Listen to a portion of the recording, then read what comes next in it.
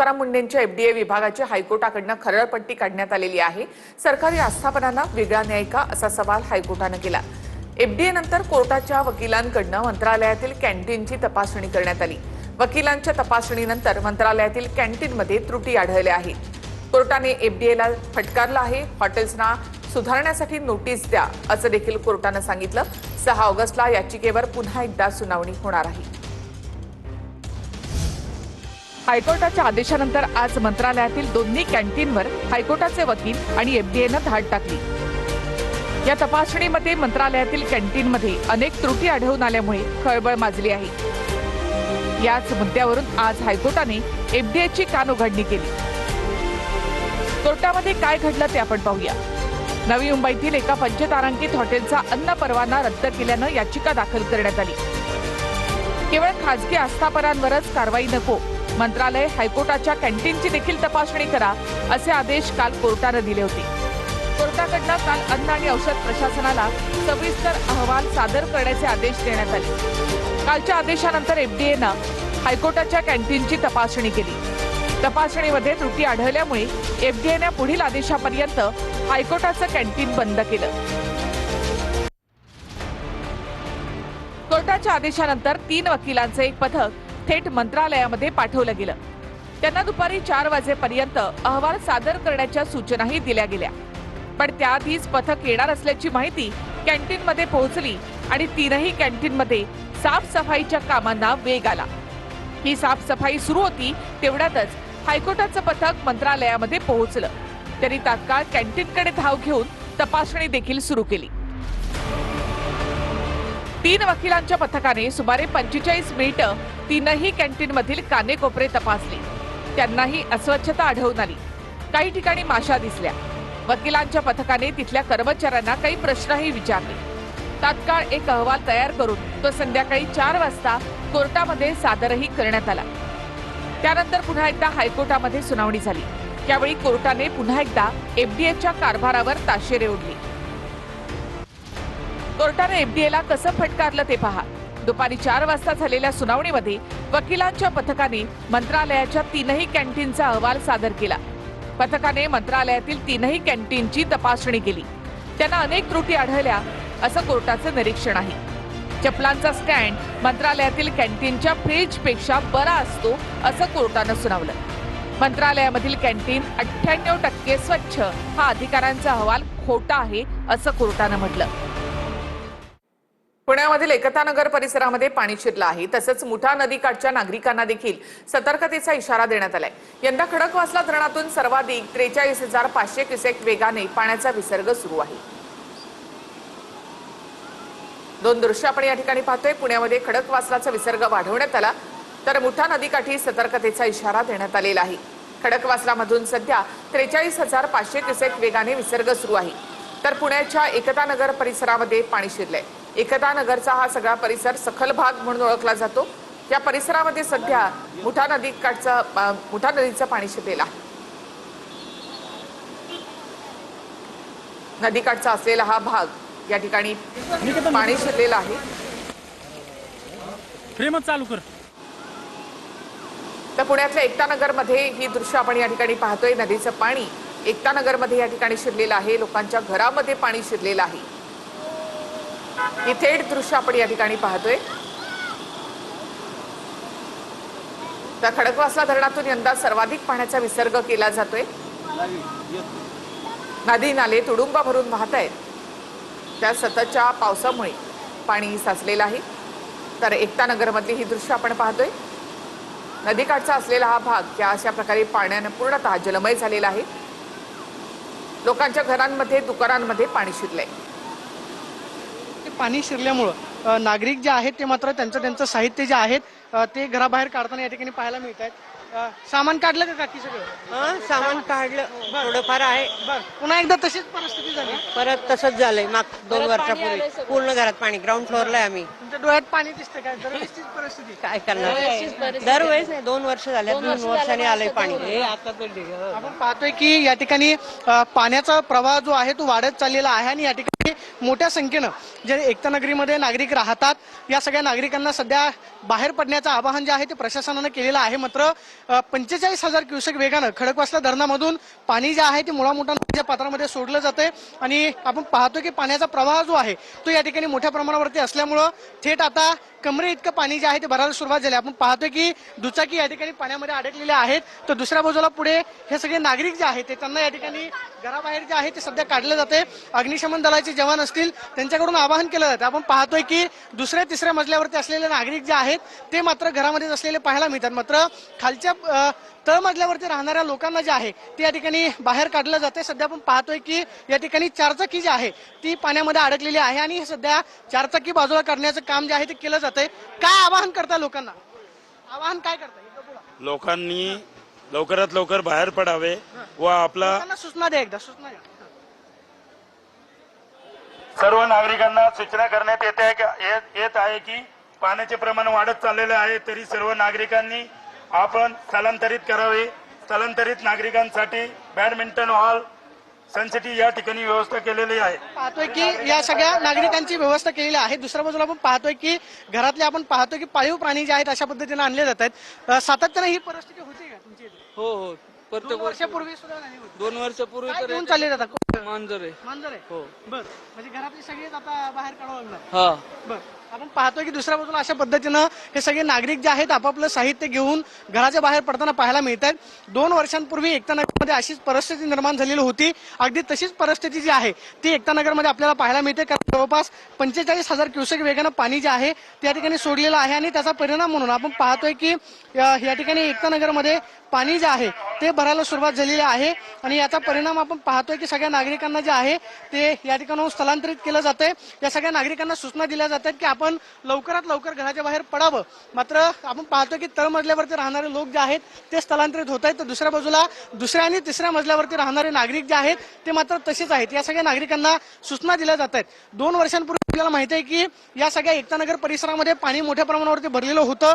किराणा दुकान असतील त्याचबरोबर तळमजल्यावरती राहणारे जे नागरिक आहेत त्यांना त्रास मोठ्या प्रमाणावरती सहन करावा लागला होता. मात्र पुन्हा एकदा तशीच परिस्थिती पाहायला मिळते का की काय पाणी दुकानात गेले. 2 वर्षापूर्वी सुद्धा असं झालं. हो हो असं झालं की तुम्ही आलो होते मागच्या वेळी. दरवर्षी असंच आहे ना. काय तर सांगितलं होतं परत अशी परिस्थिती होणार नाही पण झाले की ते आश्वासन देऊन गेले होते की पाठीमाग असं का होणार नाहीये तर तरी तेच प्रॉब्लेम येत राहतोय. आता यांच्या दुकानात आहे आमचे सगळ्यांनी सोसायटी वाल्यांनी मिळून ते रिकामं केलंय. बरोबर आपण पाहतोय की ह्या समोरच्या बाजूला पहा की साधारणतः गुडघे इतकं पाणी जे आहे ते सध्या रस्त्यांवरती पाहायला मिळतंय. त्यामुळे खबरदारीचा उपाय म्हणून या सगळ्या नागरिकांना सूचना देण्यात आलेल्या आहेत की पाण्यामध्ये कुणी उतरू नका. तळमजल्यावरच्या लोकांची दुसऱ्या बाजूला व्यवस्था जी आहे ती करण्यात आलेली आहे. मात्र खडकवासला धरणसाखळी क्षेत्रामध्ये मोठ्या प्रमाणावरती पाऊस पडतोय. मुसळधार पाऊस आहे. बाळा कुठे चाललाय? सामान घरी ठेवायचं काकांचं. बर काय सांगितलं घरी? आता की सामान वरती ठेवायचं नाही तर सगळं भिजेल. बर सगळं भिजलं खालचं? हो म्हणजे खाली जेवढं होतं ते भिजलं सगळं. आता आपण पाहतोय की चिमुकली मुलं जी आहेत ती हातामध्ये साहित्य घेऊन वरच्या मजल्यावरती जातात. कारण या सगळ्या परिसरामध्ये आपण पाहतोय की पाणी जे आहे ते हळूहळू वाढत चाललेलं आहे. त्यामुळे या सगळ्या लोकांना ज्या ठिकाणी त्यांची व्यवस्था केलेली आहे त्या ठिकाणी स्थलांतरित केलं जातं. मात्र एकता नगरमध्ये जे आहे ते पुन्हा एकदा आपण पाहतोय की अशीच परिस्थिती पाहायला मिळते. समोरच्या बाजूला आपण पाहतोय की एकता नगरच्या परिसरामध्ये हे सगळे राहणारे नागरिक आहेत त्यांना सातत्याने या सगळ्या गोष्टींचा सामना करावा लागतोय. आपण पाहतोय की चिमुकला जो नक्कीच तर पुण्यातील एकता नगरमध्ये अशा प्रकारे पाणी शिरलेलं आहे. यात पुढल्या बातम्यांकडे. दिल्ली आंदोलनामध्ये जे दगड मारले गेले त्या दगडांवरच्या बोटांचे ठसे आधारची लिंक होणार असं अजबच वक्तव्य चंद्रकांत पाटलांनी केलं होतं. या वक्तव्यावर विरोधकांनी जोरदार टोले लगावले. दिल्लीमधल्या विद्यार्थी आंदोलनाबद्दल बोलताना चंद्रकांत पाटलांनी केलेल्या अजबच वक्तव्यावर विरोधकांनी जोरदार टोले लगावले. दिल्ली आंदोलनामध्ये जे दगड मारले गेले त्या दगडांवरच्या बोटांचे ठसे आधारशी लिंक होणार असल्याचं चंद्रकांत पाटील म्हणाले. एका पत्रकाराच्या व्हिडिओचा दाखला देत चंद्रकांत पाटलांनी हे वक्तव्य केलं.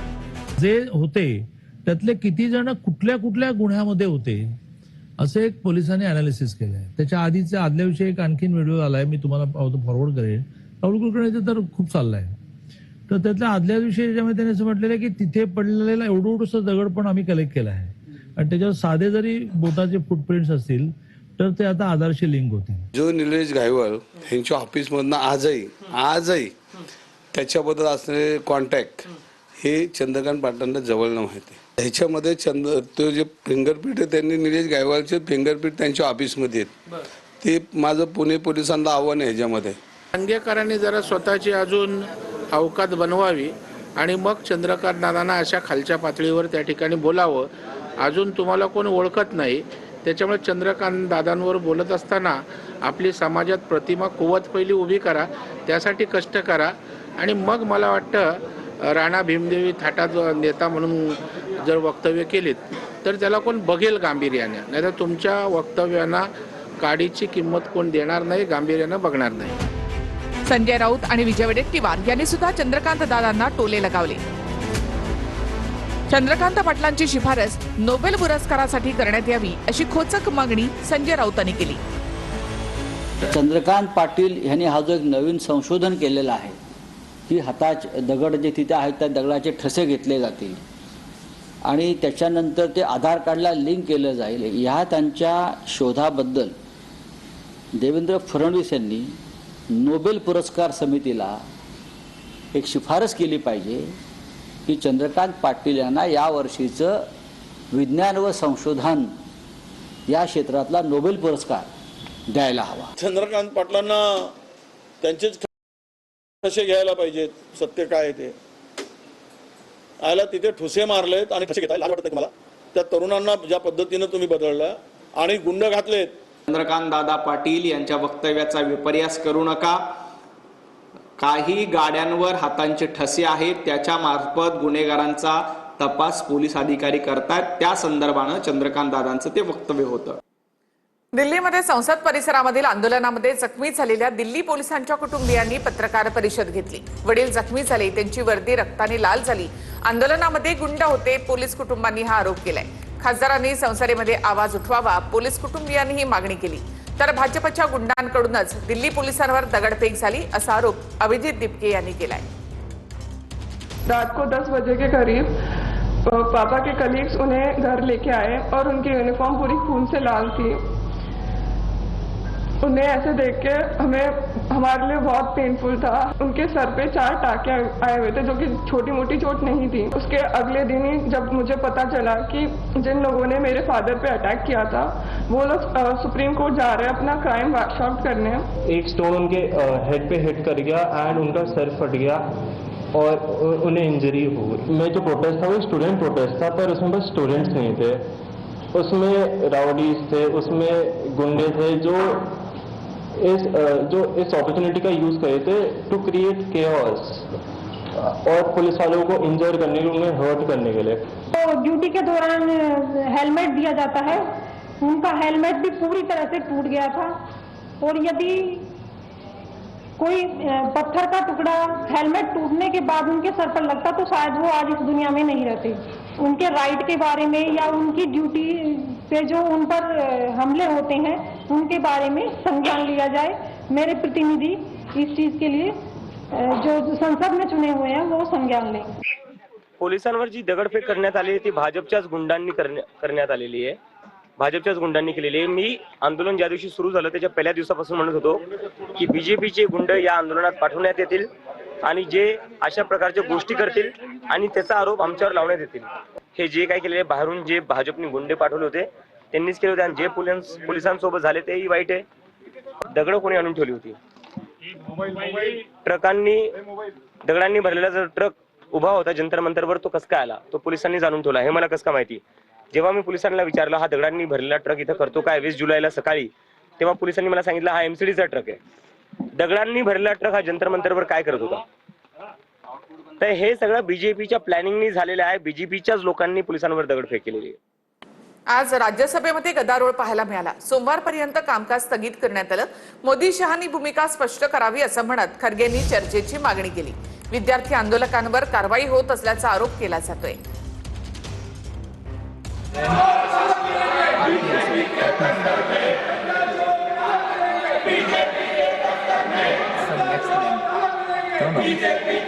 him continue. It's over. The House stands adjourned to meet at 11 a.m. on Monday, 3rd August 2026.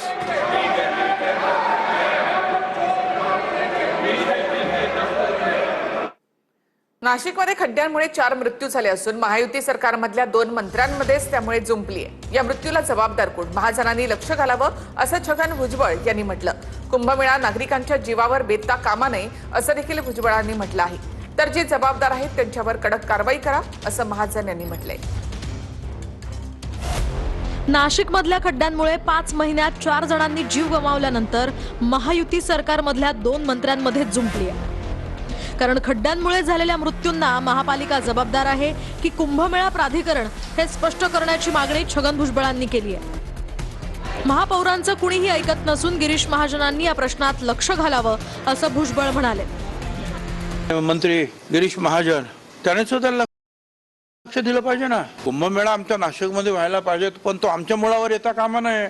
नाशिकला एवढे खड्डे आणि एवढं बेकार नाशिक कधीही नव्हतं. हे नगरसेवक असेल किंवा महापौर जे आहेत यांना प्रत्यक्ष एक्झिक्युटिव्ह पॉवर्स ज्याला म्हणतात त्या पॉवर्स नाही आहेत. जे जबाबदार असतील त्यांच्यावर अतिशय कडक कारवाई ही आम्ही या ठिकाणी करणार आहोत.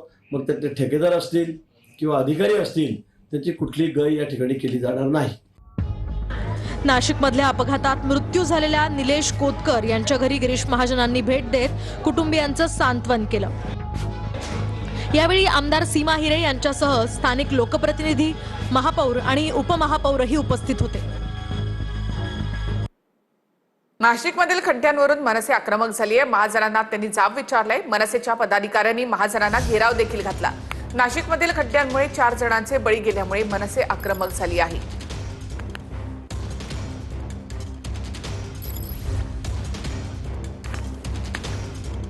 आयुक्त मॅडमनीच काय केलं का निकृष्ट दर्जाचं काम चालू आहे. वेद मंदिरासमोर स्वतः आयुक्त उभे राहिल्या. तो जो काय रस्ता आहे बनवलाच नाही साहेब तो रस्ता. म्हणजे लक्षात जे काही ठेकेदार आहे ते निकृष्ट दर्जाचं काम करताय साहेब आणि कुठल्याही पद्धतीचं नियोजन नाही. बाबतीमध्ये आपण कुठे तडजोड करत नाही. साहेब आयुक्तांनी सांगितलं. मी त्या दिवशी उद्घाटन करून गेलो. मॅडमला सगळे दिसायला तडे गेले. मॅडमने स्वतः जेसीबी पोकळून फोडून टाकले. उलट मी म्हटलं असं कसं तुम्ही फोडून टाकले, पण साहेब तो तडे गेलेले होते फोडून टाकले. तुम्ही अजून सांगा की हा रस्ता निकृष्ट दर्जाचा आपण ते तोडून टाकू. आपण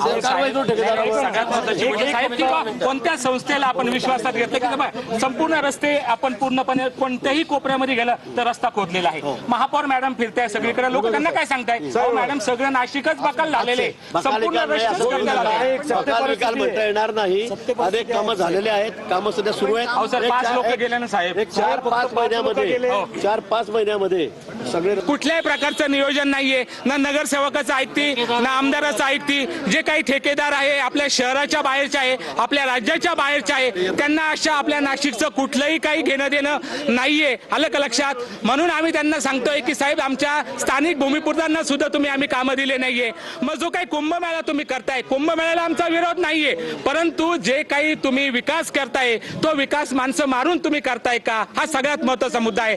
मागच्या वेळेस याच्या पहिले पण कुंभमेळे झाले ना. आतापर्यंत अनेक कुंभमेळे झाले, अनेक कुंभमेळे होऊन गेले, परंतु कोणीही रस्त्याच्या याच्या माध्यमातून बळी नाही पडले.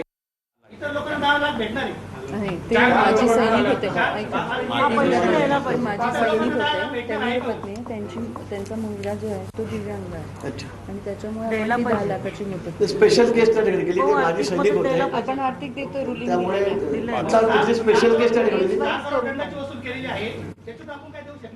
असं दंडाची वसूल केली म्हणून त्यातून लोकांना असं डायरेक्ट देता येईल. आता याचे निकष आहेत. एनडीआरएफचे काही निकष आहेत त्याप्रमाणे आपण सगळ्यांना सारखं देतो. पालघरच्या डहाणू तलासरीमध्ये पुन्हा एकदा भूकंपाचे धक्के जाणवले आहेत. पालघरमध्ये संध्याकाळी 5च्या सुमारास 3.5 रिश्टर स्केलचा भूकंप झालाय. वारंवार बसणाऱ्या भूकंपाच्या हादऱ्यांमुळे डहाणू तलासरीमध्ये भीतीचं वातावरण आहे.